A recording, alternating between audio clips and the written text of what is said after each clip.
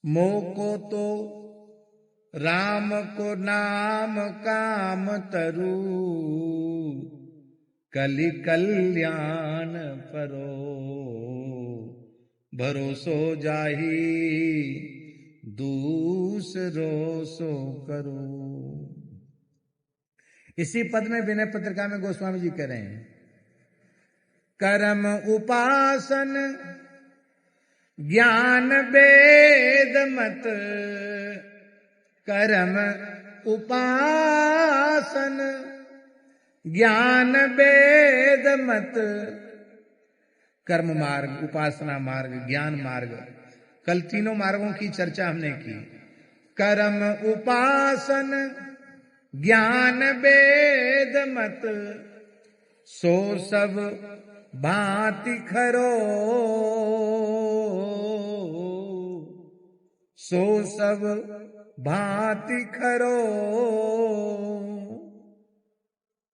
मोही तो सावन के अंधे जो, मोही तो सावन के अंधे जो, सूझत रंग हरो, भरोसो जाई दूसरो सो करो। सावन जैसी हरियाली चाहिए तो रकार मकार का आश्रय लो, यही रघुपति भगति है।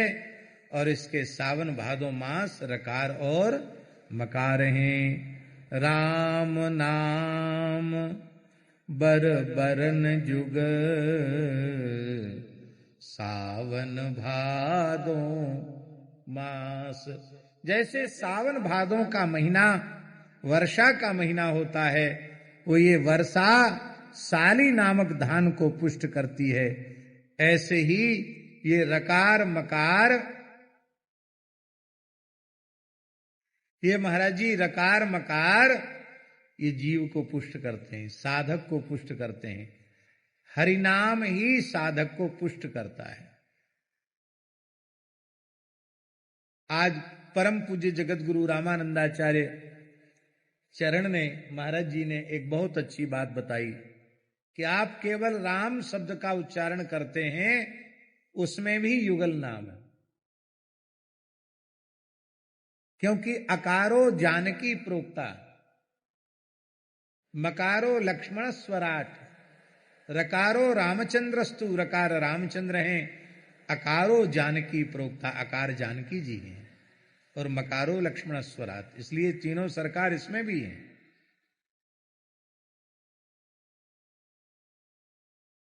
आहा, पर कुछ महानुभाव रसिक जन, हम ये नहीं कहते हैं कि सीताराम नहीं जपो कि राम राम जपो। रसिकों का आग्रह है, देखो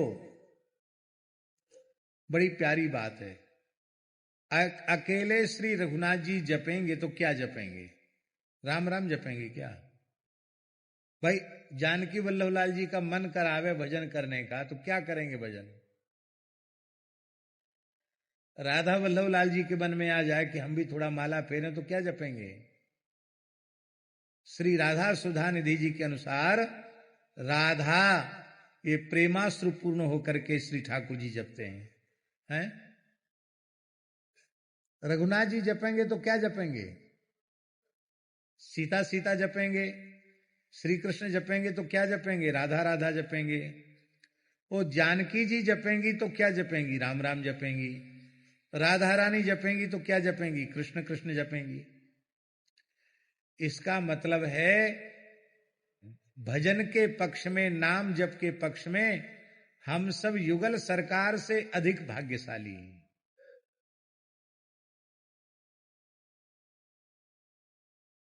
कैसे? राम जी अकेले सिया सिया जपते हैं, किशोरी जी अकेले राम राम जपती हैं, हम लोग सिया राम जप सकते हैं।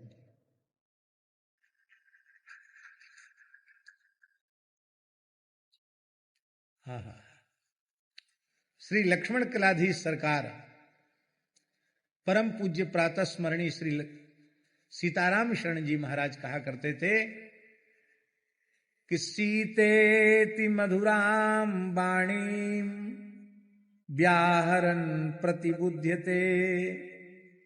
श्री किशोरी जी ने पूछा हनुमान जी से कि मेरे वियोग में प्रभु की अवस्था कैसी है। बोले पहले तो प्रातः स्मरण भी करते थे, रात्रि स्मरण भी करते थे, अब सब भूल गए हैं। अब ब्रह्म वेला में जब राम जी उठते हैं तो सीतेति मधुराम वाणीम व्याहरन प्रतिबुध्यते, सीते सीते कह करके जगते हैं, सीते सीते कहकर सोते हैं। हम समझते हैं किशोरी जी का नाम लेकर ही सारे आन्निक कृत्य करते हैं और केवल आपके विरह में रोते रहते हैं। एक किससे कह रहे हैं हनुमान जी? किशोरी जी से। अब किशोरी जी के चरणों से लौट के सरकार के चरणों में आए तो क्या कहा? नाम पारू दिवस निस ध्यान तुम्हार कपाट, लोचन निज पद जंत्रित जाहि प्राण की बाट। प्राण पखेरु उड़ गए होते, पर रकार मकार ऐसे पहरेदार हैं वे किशोरी जी के प्राणों को देह से बाहर निकलने नहीं दे रहे हैं। वे निरंतर राम नाम का स्मरण कर रही है। तो राम जी जपें तो सिया सिया जपें, किशोरी जी जपें तो राम राम जपें। वैष्णवों को क्या जपना चाहिए? सीताराम जय सीता राम, सीताराम जय सीताराम। राधे श्याम जय राधे श्याम, राधे श्याम जय राधे श्याम। सीताराम जय सीताराम, सीताराम जय सीताराम। जय सीताराम जय सीताराम, सीताराम जय सीताराम। राधे श्याम जय राधे श्याम, राधे श्याम जय राधे श्याम।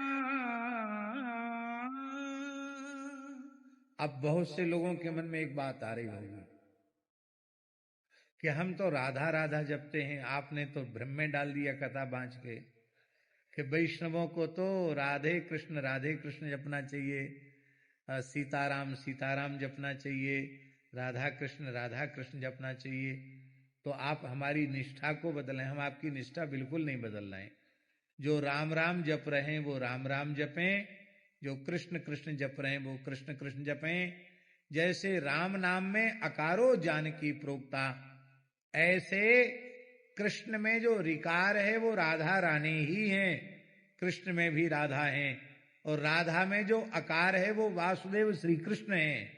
इसलिए राधा नाम में भी कृष्ण है, कृष्ण नाम में भी राधा है, राम नाम में भी जानकी जी हैं, जानकी जी के नाम में भी रघुनाथ जी हैं। पर दास का भाव है, कोई हम अपना भाव थोप नहीं रहे हैं आपके ऊपर। थोपना जानते हो, न मानो जबरदस्ती थोप देना। हम थोप नहीं रहे हैं। हम ये कहते हैं केवल राधा नाम यदि आप जप रहे हो तो ये भाव जरूर कर लो कि राधा नाम हम ठाकुर जी को रिझाने के लिए जप रहे हैं, क्योंकि ठाकुर जी राधा नाम जपते हैं। कृष्ण नाम जपो तो हम राधा रानी को रिझाने के लिए कृष्ण नाम जप रहे हैं, क्योंकि कृष्ण नाम ही राधा रानी का प्राण सर्वस्व है, जीवन सर्वस्व है। इसलिए हम किशोरी जी को रिझाने के लिए राम राम जपें और राम जी को रिझाने के लिए राम रघुवर की प्राण प्रिया भजो रे मन सिया सिया। राम रघुवर की प्राण भजो रे मन सिया सिया। राम रघुवर की प्राण प्रिया भजो रे मन सिया सिया। राम रघुवर के प्राण प्रिया भजो रे मन सिया सिया। सिया सिया भजो सिया सिया। सिया सिया भजो सिया सिया। सिया सिया भजो सिया सिया। सिया सिया भजो सिया सिया। राम रघुवर की प्राण प्रिया भजो रे मन सिया सिया। राम रघुवर की प्राण प्रिया भजो रे मन सिया सिया। श्याम सुंदर की प्राण प्रिया भजो रे मन पिया पिया। श्याम सुंदर की प्राण प्रिया भजो रे मन प्रिया प्रिया। श्याम सुंदर की प्राण प्रिया भजो रे मन प्रिया प्रिया। श्याम सुंदर की प्राण प्रिया भजो रे मन प्रिया प्रिया। तो ये केवल राम नाम जपो तो ये भाव करो कि हम किशोरी जी को प्रसन्न कर रहे हैं। केवल सिया नाम जपो तो हम रघुनाथ जी को प्रसन्न कर रहे हैं। और बाकी तो दोनों में दोनों के नाम हैं? दोनों में भेद नहीं है। स एव सा ससैवास्ति वंशी तत्प्रेम रूपिका। हमारे वृंदावन की उपासना में श्री राधा ही कृष्ण है और श्री कृष्ण ही राधा है, इनमें भेद नहीं है। हमारे श्री अवध मिथिला की उपासना में गिरा अर्थ जल वीच सम कहियत भिन्न न भिन्न बंदऊ सीताराम पद जिदहि परम प्रिय खिन्न। पर युगल नाम की बात हम इसलिए विशेष रूप में कर रहे हैं, महाराज जी युगल नाम का अनुसंधान करने पर, उच्चारण करने पर युगल की स्मृति होती है। ये एक सदुक्कड़ी कथा सुना दें। आप पूछोगे कि किस पोथी में लिखी, तो हम पोथी का नाम नहीं बताएंगे, क्यों पोथी का नाम होते ही सदुक्कड़ी नहीं रह जाएगी।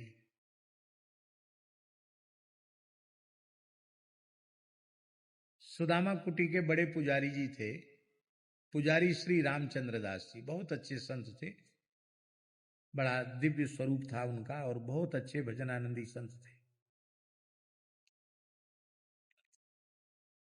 बचपन में मतलब भगवत सेवा आरंभ की तो जीवन भर पूजा ही करते रहे। बिहार का जन्म था, राजगुरु परिवार का जन्म था उनका।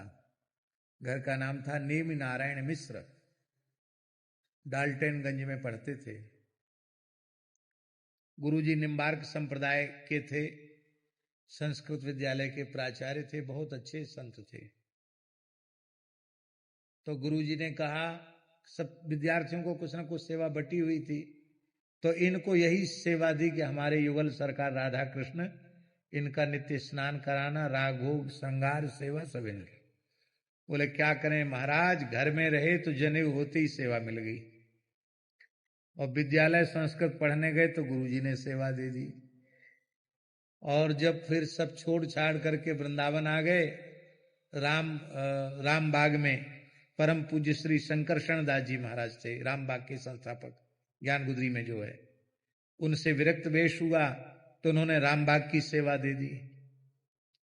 फिर श्री सुदामा दास जी महाराज ने प्रेम पूर्वक उनको अपने पास बुला लिया।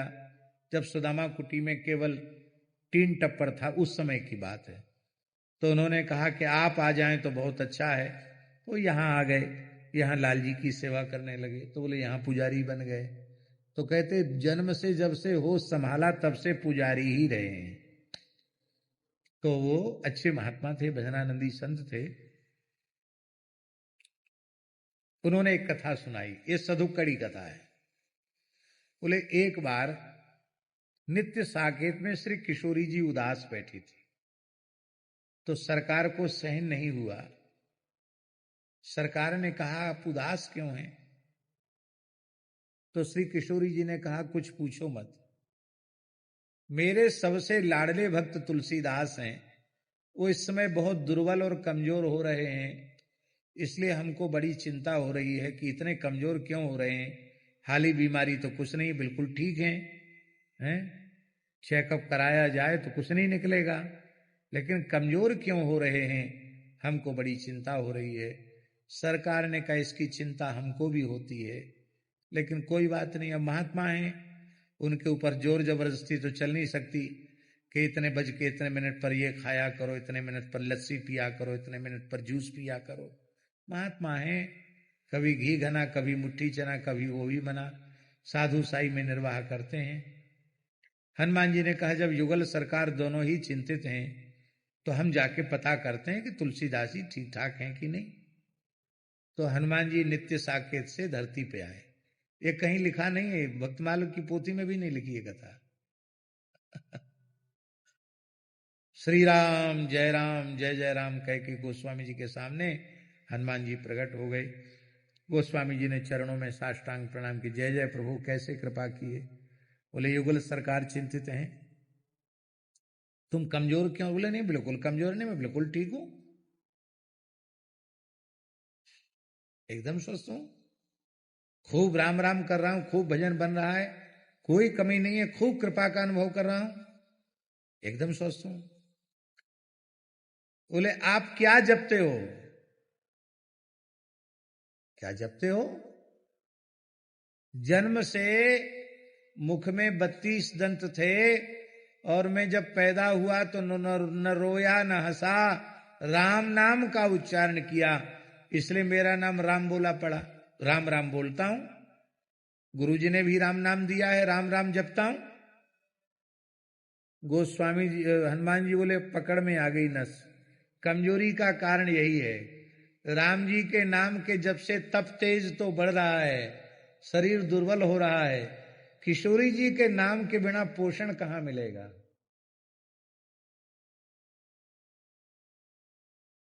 तो पोषण तो श्री किशोरी जी के नाम से मिलेगा। राम जी तो हाँ तप तेज देंगे, रिद्धि सिद्धि सब दे देंगे, लेकिन पुष्ट करने वाली तो किशोरी जी हैं, सबका पोषण करती हैं। अरे जीव जगत का ही पोषण नहीं करती हैं, अपने जीवन धन जानकी वल्लभ लाल का भी पोषण करती है, सबका पोषण करती है। तो अब आपको कुछ करना नहीं है, अब तक आप राम राम जपते थे, अब सीताराम सीताराम जपा करो और ये हमारे नुस्खे का प्रयोग करो। हाँ, अचूक नुस्खा। और महाराज जैसे ही तुलसीदास जी ने सीताराम सीताराम जप, मोटे हो गए तुलसीदास। तो हमको वो पकड़ लेते थे, हम बच्चे थे, ए बच्चा पांव दबा, देख दर्द होता है हमारे घुटने में, पैर दबा, पूरी ताकत लगा। और कमजोर शरीर था, महाराज ने तो देखा है, तो कहते बुढ़िया गाय का बछड़ा है क्या, और जोर लगा, पैर दबा। तो कहते ए बच्चा खाली राम राम जपता है क्या, सीताराम सीताराम जपा कर। और सच्ची बात है, उस समय हम राम राम ही भीतर भीतर से करते थे। अब हम ये घोषणा तो नहीं कर रहे हैं कि हम हमेशा सीताराम सीताराम जपते हैं, पर जहां तक बनता है भगवान स्वयं कृपा करते हैं, तो वहां तक श्री सीताराम भीतर से स्मरण करने का विचार रखते हैं कि हरि गुरु संत कृपा करें कि श्री सीताराम इस मधुर नाम की स्मृति बनी रहे। पहले सीताराम सीताराम बोलते थे भीतर से, मन से। फिर पूज्य श्री गोपालाचार्य जी महाराज ने हमसे एक बार कहा, दुश्मन का नाम भी श्री के बिना नहीं लेते, आराध्य का नाम बिना श्री के अच्छा नहीं है। हमने कही चलो एक संत की आज्ञा हो गई। तो पहले तो थोड़ी सी कठिनाई हुई, श्री सीताराम श्री सीताराम श्री सीताराम, लेकिन अब अभ्यास ऐसा हो गया कि नाम जप के लिए माला का स्पर्श होते ही अपने आप श्री सीताराम की स्मृति होने लग जाती है। बोलो वृंदावन बिहारी लाल की हाँ। अब आप लोगों को भी नुक्सा पता चल गया, जिसको थोड़ी बीमारी से भी लोग मोटे हो जाते हैं, ऐसा नहीं है, बीमारी से भी मोटे हो जाते हैं, लेकिन हाँ न ठीक ठाक शरीर चाहिए। तो अब से प्रेम से सीताराम सीताराम सीता राम जय सीताराम सीताराम सीताराम सीताराम सीताराम राधे श्याम राधे श्याम राधे श्याम राधे श्याम राधे श्याम राधे श्याम राधे श्याम राधे श्याम सीताराम सीताराम सीताराम सीताराम सीताराम सीताराम सीताराम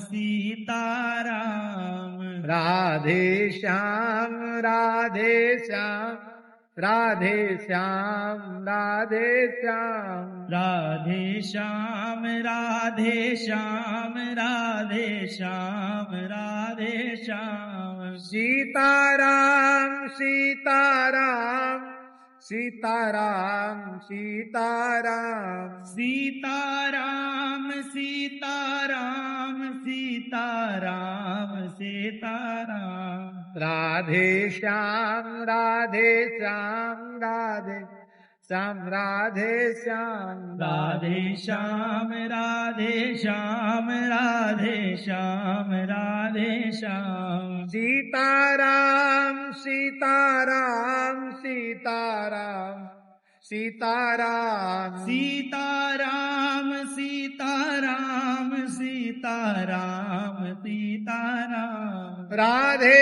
श्याम राधे श्याम राधे श्याम राधे श्याम राधे श्याम राधे श्याम राधे श्याम राधे श्याम सीताराम सीताराम सीताराम सीताराम सीताराम सीताराम सीताराम सीताराम राधे श्याम राधे श्याम राधे श्याम राधे श्याम राधे श्याम राधे श्याम राधे श्याम राधे श्याम जैसे वर्षा ऋतु शाली नामक धान को पुष्ट करती है, ऐसे ही दासों के हृदय में रस रूपा प्रेम लक्षणा भक्ति को पुष्ट करने वाली वो कौन सी वर्षा ऋतु है? वो रकार और मकार ही सावन भादो मास हैं।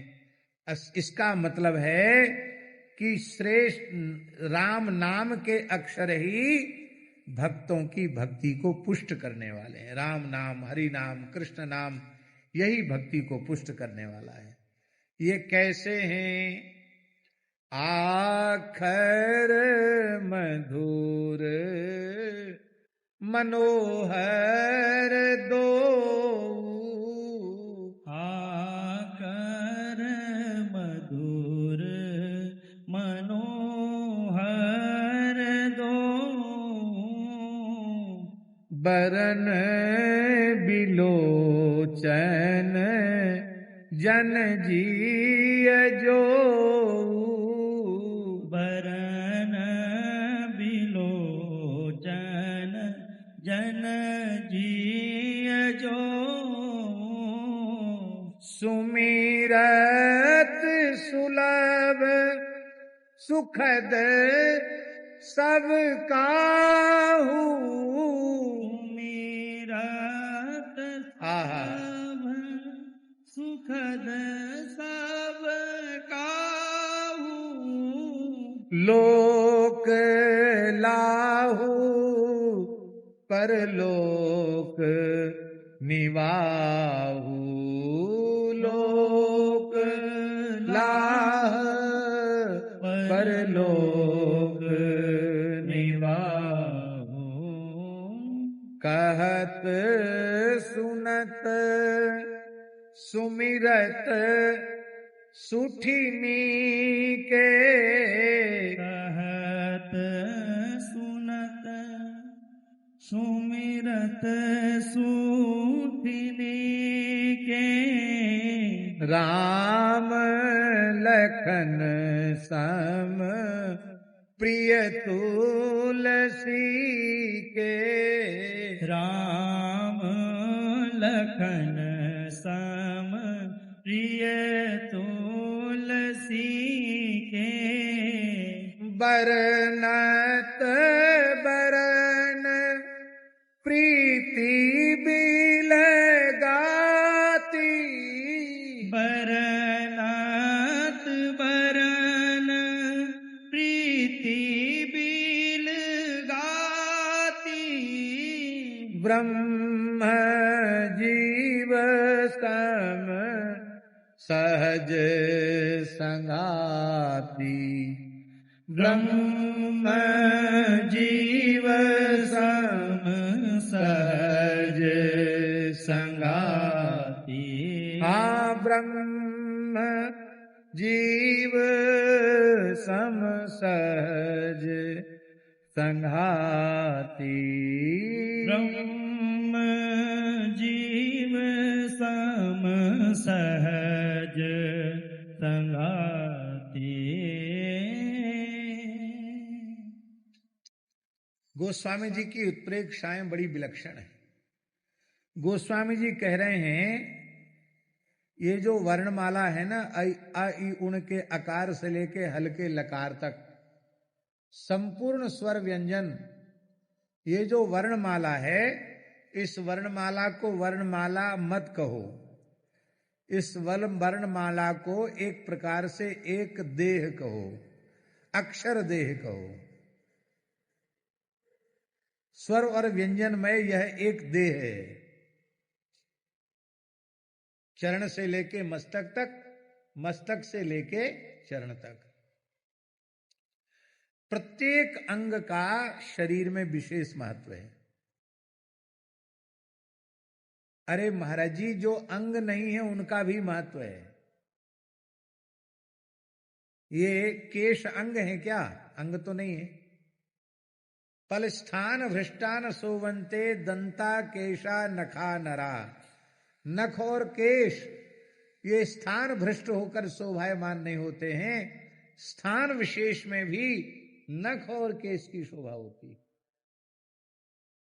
अब जो जटाजूटधारी महात्मा हैं उनकी अलग एक शोभा है, हैं? तो वो भी शोभा हुई कि नहीं? पंचकेश वाले महात्मा हुए, उनकी एक अलग शोभा है। भद्र रहने वाले महात्मा, उनकी एक अलग शोभा है। सब शोभा है कि नहीं?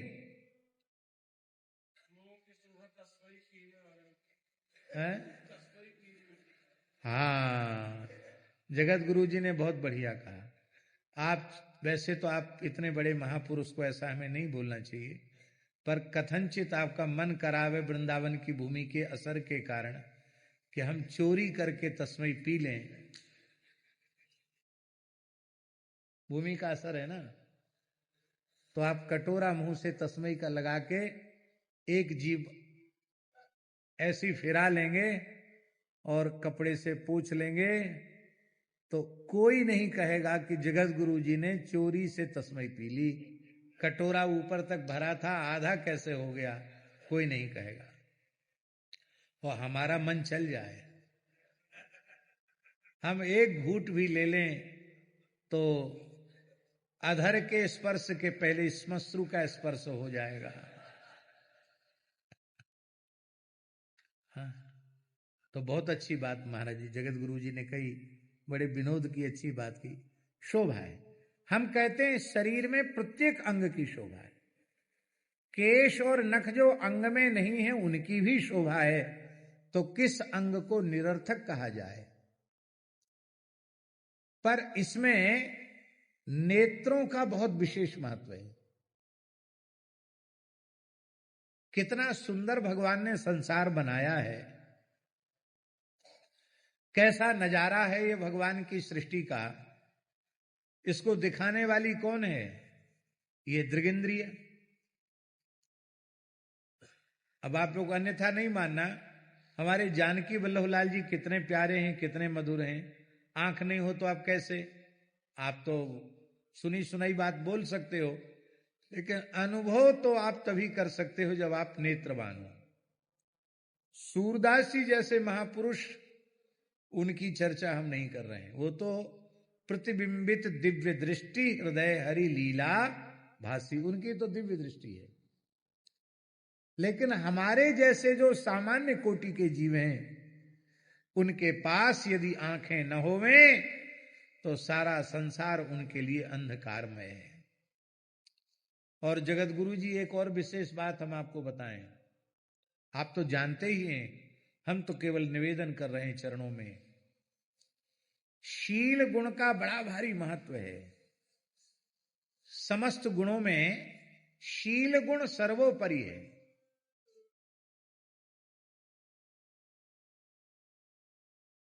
आपके जीवन में कोई ऐसे दोष हैं जो ठीक नहीं है और वो मिट नहीं रहे हैं, किंतु यदि आप में शील गुण की विशेषता है तो शील गुण के कारण आपके दोष भी ढक जाएंगे। और आप में हजारों गुण हैं, यदि आप में शील गुण नहीं है तो आपके जितने दो गुण हैं वो सब किसी काम के नहीं, वे सब के सब दोष में परिवर्तित हो जाएंगे। महाभारत में एक प्रसंग है, उस प्रसंग में ये बात स्पष्ट की गई है, समस्त गुणों में शील गुण ही सबसे श्रेष्ठ है। और गोस्वामी जी ने यही तो घोषणा की है, प्रभु तरुतर कपिडार पर ते किए आप समान, तुलसी कहूं न राम सो साहिब शील निधान। शील कहते किसको है महाराज जी? बड़े से बड़ा अपने बड़प्पन के अहंकार को त्याग कर छोटे से छोटे के साथ प्रेम का निर्वाह करता है, उसको शील कहते हैं। भगवान से बड़ा कोई है? न त्वत्समोस्त्यभ्यधिकः कुतोन्यः। पर भगवान निषाद राज को अपना मित्र कहकर हृदय से लगाते हैं। शबरी के आतिथ्य को भगवान स्वीकार करते हैं।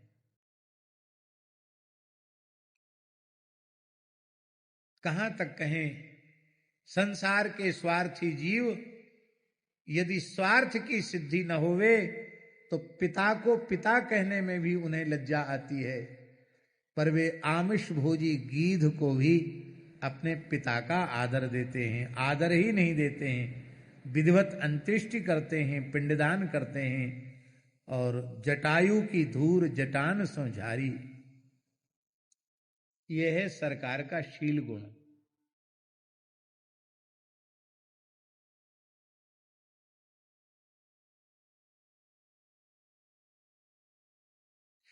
इसलिए 100वें पद में गोस्वामी जी ने विनय पत्रिका में कहा, सुनु सीतापति शील स्वभाव, मोदन मन तन पुलक नयन जल सोनर खेहर खाओ। ये शील गुण है। फल विक्रयणी की गोद में जाकर बैठ जाना, ये शील गुण है। पूतना की अधमता का विचार न करके उसे माता की गति देना, ये शील गुण है। जंगली वनवासी लोग, ग्वारिया गंवार कैसा भी व्यवहार करें, फिर भी उनसे प्रसन्न बने रहना, उनके साथ खेलना, ये शील गुण है। भगवान में भृगु जी के पाद प्रहार करने पर भी उनका चरण अंक में लेकर सहलाने लग जाना कि मेरा वक्षस्थल कठोर है, आपका श्री चरण कोमल है, आपको कष्ट मिला होगा आपको चोट पहुंची होगी, आप मेरे अपराध को क्षमा करें। ये शील गुण है। और शील गुण नेत्रों में निवास करता है। लोग कहते हैं शर्म काय की आंखों की शर्म होती है। शील गुण लज्जा, शीलवान व्यक्ति निर्लज्ज नहीं होता है, लज्जावान होता है। या श्री स्वयं सुकृतनाम भुवनेश्वर लक्ष्मी पापात्मनाम कृतधियाम हृदय सुबुद्धि श्रद्धा सताम कुलजन प्रभवेशु लज्जा ताम त्वाम नतास्म परिपालय देवी विश्वम। कुलीन व्यक्तियों में वह लज्जा के रूप में निवास करती। शीलवान लज्जावान होता है, शील रहित निर्लज्ज होता है। और शील गुण का निवास नेत्रों में है। सब नेत्रहीनों की बात हम नहीं कहते हैं, लेकिन प्रायः जो नेत्रहीन होते हैं उनमें शील गुण नहीं होता है, क्योंकि उन्हें दूसरा व्यक्ति दिखाई नहीं पड़ता। इसलिए किसकी क्या महिमा है, क्या आदर है, क्या प्रतिष्ठा है, चाहे जिसको धो दो, किसी के लिए कुछ भी कह दो, कोई रोक टोक नहीं, क्यों शील नहीं है। बड़ी ऊंची बात है। आखर मधुर मनोहर दोऊ बरन बिलोचन जन जिय जो। कहते महाराज ये वर्णमाला जो है वह एक प्रकार से मूर्त विग्रह है। इस वर्णमाला रूपी देह के नेत्र हैं रकार और मकार। इसका मतलब है कि सारे वेदादि शास्त्र कंठस्थ कोई कर ले, षडंग वेद का स्वाध्याय कर ले, संपूर्ण दर्शनों को कंठस्थ कर ले, पढ़ने पढ़ाने में समर्थ हो जाए, परमार्जित व्याख्याता बन जाए, वक्ता बन जाए, लेकिन यदि श्री राम नाम उसके जीवन में नहीं है तो उसके जीवन में शील गुण नहीं आ सकता है। राम नाम से ही शील गुण आएगा। ये वर्णमाला रूपी देह के नेत्र हैं श्री राम नाम। और वैष्णवों का तो जिय जो जन जिय जो, जनों के माने हरि भक्तों के, भगवत भक्तों के, प्रपन्नों के तो प्राण हैं श्री हरि नाम। और इतना ही नहीं, स्मरण करने में सर्व सुलभ है, सुमिरत सुलभ। रूप इतना सुलभ नहीं है, लीला उतनी सुलभ नहीं है, धाम इतना सुलभ नहीं है, पर नाम सबको सुलभ है। किसी भाग्यशाली को धाम मिलता है तो हम लोग कहते भाग बड़ो वृंदावन पायो। पद गाते हैं हम वृंदावन में, भाग बड़ो वृंदावन पायो। सबको नहीं होता है। बड़ी बड़ी कोठी बनाते हैं लोग वृंदावन में, फ्लैट नहीं कोठी, उनमें बगीचा भी होता है, लंबी चौड़ी जगह है, और उतनी बड़ी कोठी की सफाई के लिए 2-4 कर्मचारी भी रखते हैं, चौकीदार भी रखते हैं।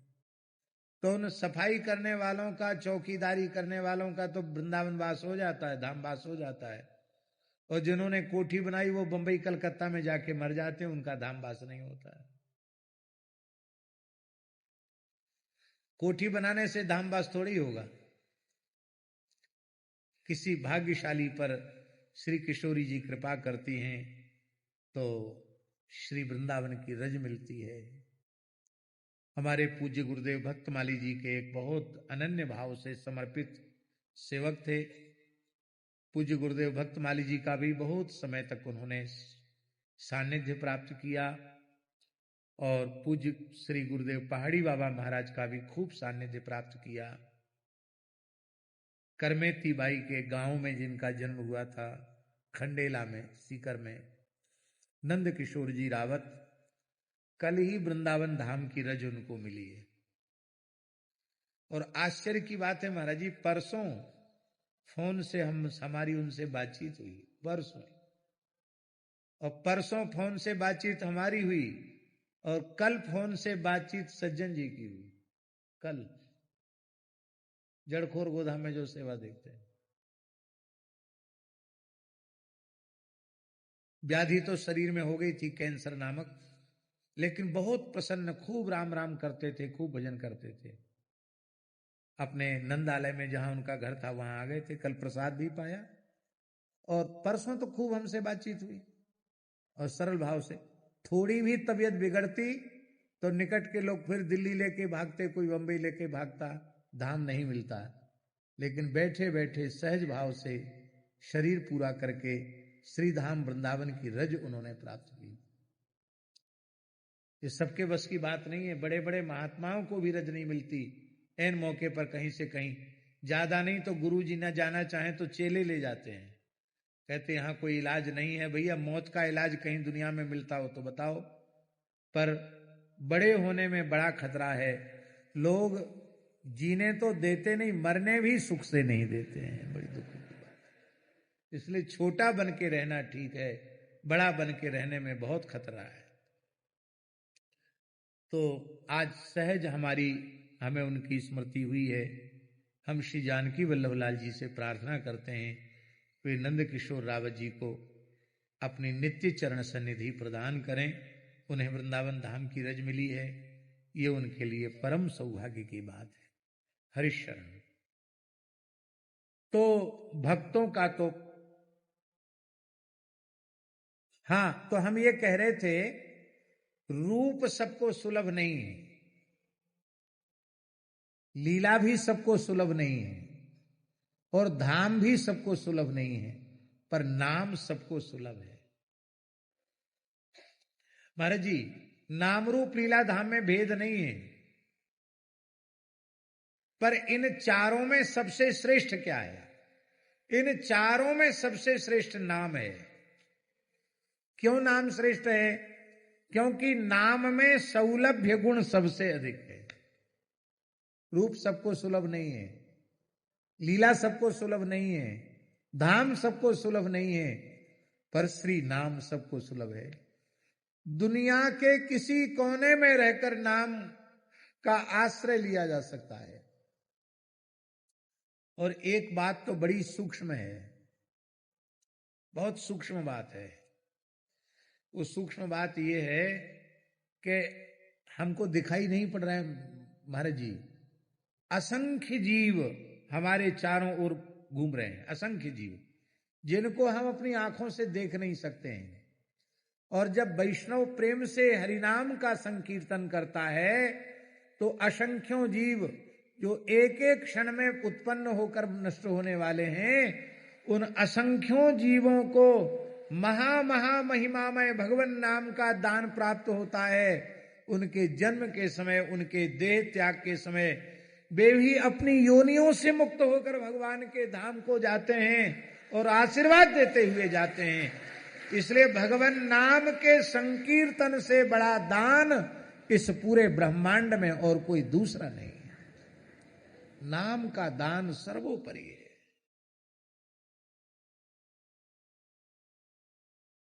आप उसको दूसरे अर्थ में मत ले जाना।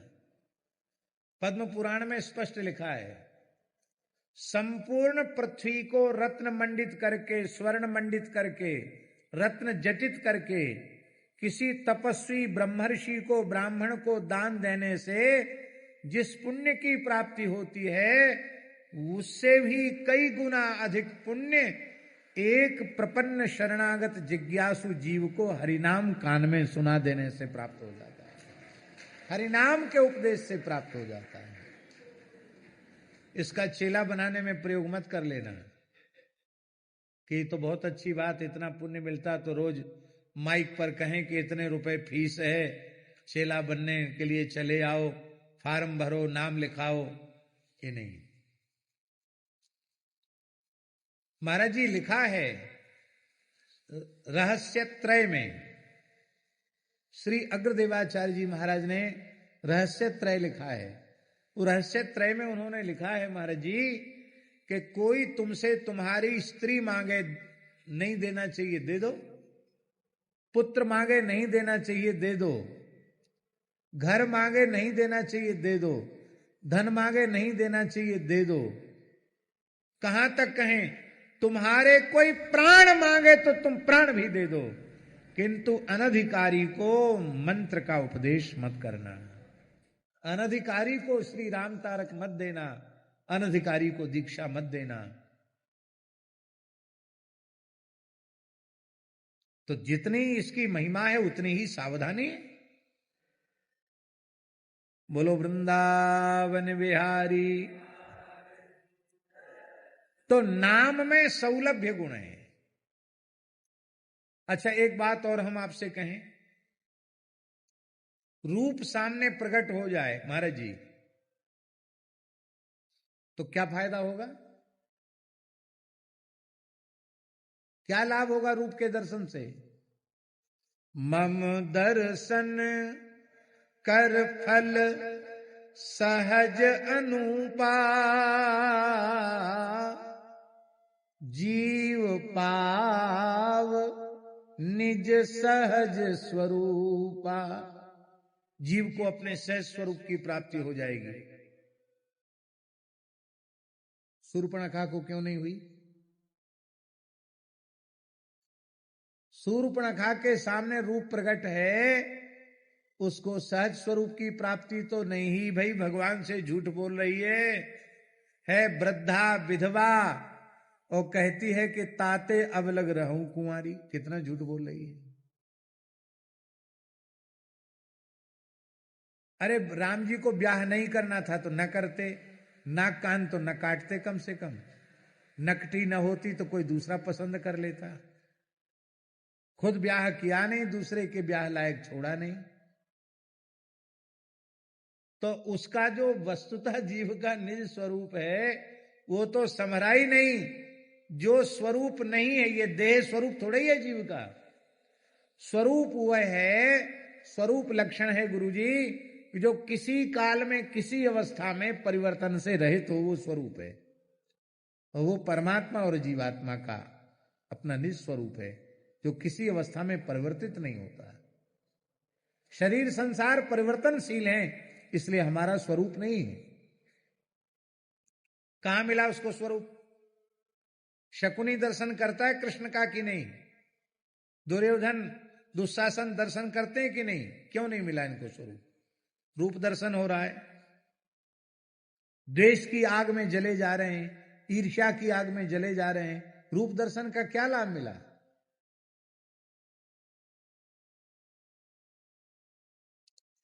लीला दर्शन प्रेमियों को भी होता है, और असुरों को भी ठाकुर जी की लीला का दर्शन हुआ, लेकिन लीला का दर्शन करके भी वे विमूढ़ ही बने रहे, उनको कोई बढ़िया शिक्षा नहीं मिली। राम जी को किशोरी जी के वियोग में रोते देख करके दंडकारण्य के ऋषियों का वैराग्य और अधिक पुष्ट हो गया। वहां जो आसुरी प्रकृति के प्राणी थे वो बोले, देखो हम तो नहीं मानते कि ये भगवान है, पर लोग कहते हैं कि राम जी भगवान है, तो लो भगवान भी स्त्री के लिए कैसे रो रहे हैं। इसका मतलब है इस जीवन का एकमात्र फल है स्त्री की प्राप्ति। लो, ये उपदेश राम जी से लिया उन्होंने। पावहि मोह विमूढ़, गोस्वामी जी ने संकेत किया है। उमा राम गुण गूढ़ पंडित मुन पावहि बिरति, और पावहि मोह विमूढ़। लीला तो ऐसी अटपटी है कि ब्रह्मा जी चक्कर में पड़ गए कि एक ऐसा परमात्मा जो ग्वारियों की जूठन खा रहा है, और धाम के स्वरूप का अनुभव भला किसे होगा? स्वयं धाम महाराज कृपा करें तो धाम की एक झलक प्राप्त करके जीव धन्य हो सकता है, या धाम की निष्ठा जिनमें प्रबल है वे आचार्य कृपा करें तो अपात्र कुपात्र जीव को भी धाम की झलक मिल सकती है। अब हम जो कहना चाह रहे हैं उस पर ध्यान दें। हम ये कहना चाह रहे हैं कि जो नामाश्रयी हैं, रूप का आस्वादन करके सहज स्वरूप की प्राप्ति भी उन्हीं को होती है। महाराज जी दोनों स्त्री पात्र हैं। शूर्पणखा के नाक कान कट गए, और सबरी ने राम जी का दर्शन किया तो सबरी को सहज स्वरूप की प्राप्ति होगी। क्यों? सबरी भजन में लगी हुई है। नाम से रूप की प्राप्ति होगी तभी रूप का आस्वादन कर सकेगा। बिना भजन के रूप सामने आएगा तो दर्शन करके भी आनंद का अनुभव नहीं होगा।